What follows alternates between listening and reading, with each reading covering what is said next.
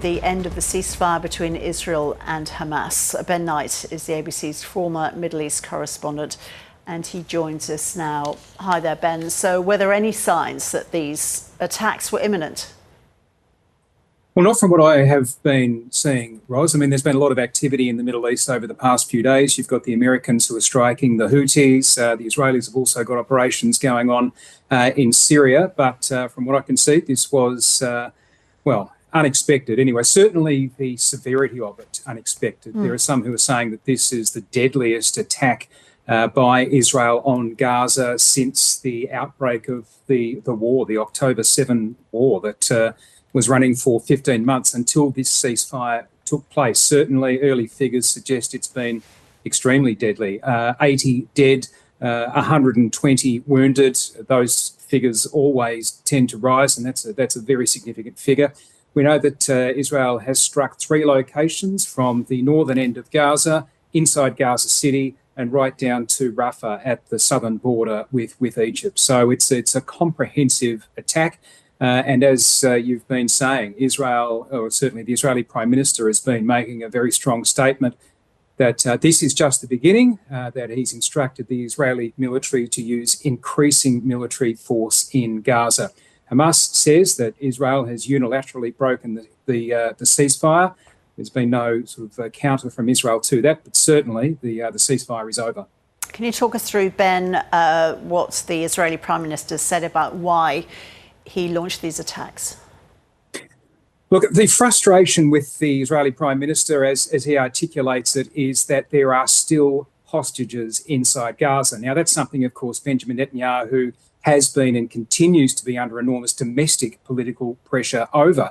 The estimate is from Israel that there are 24 hostages still alive in Gaza, 22 Israelis, 1 Thai citizen, and I believe 1 US citizen. But of course, there are the bodies of dozens of others.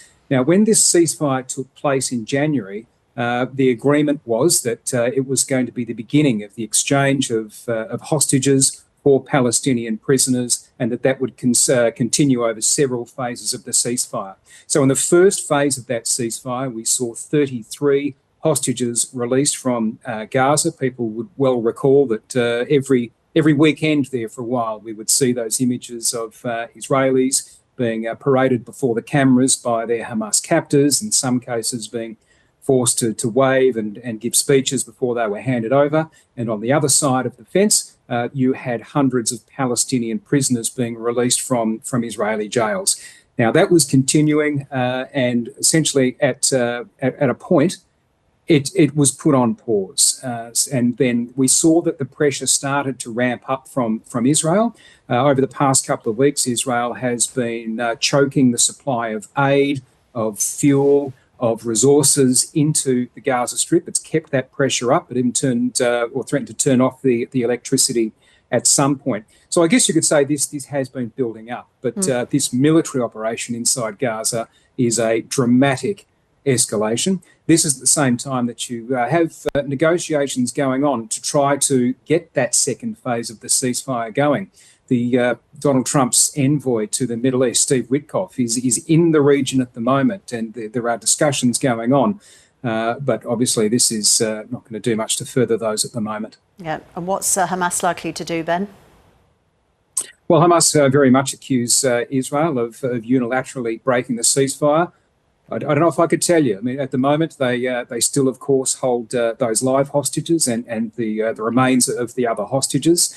There's some speculation that Hamas does not necessarily want to hand them over because it's the only sort of upper hand, or that they have, or the only hand that they have in this conflict, especially in the wake of what we've seen from the White House, where you have Donald Trump talking about putting Palestinians out of Gaza, the US taking control, turning it into a resort development.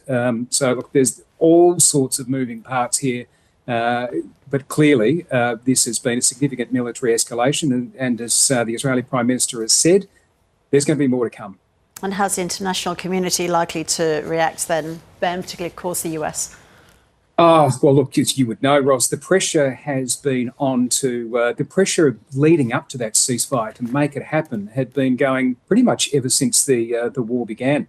After the October 7 massacre by Israeli citizens by Hamas, and of course the capturing of those hostages.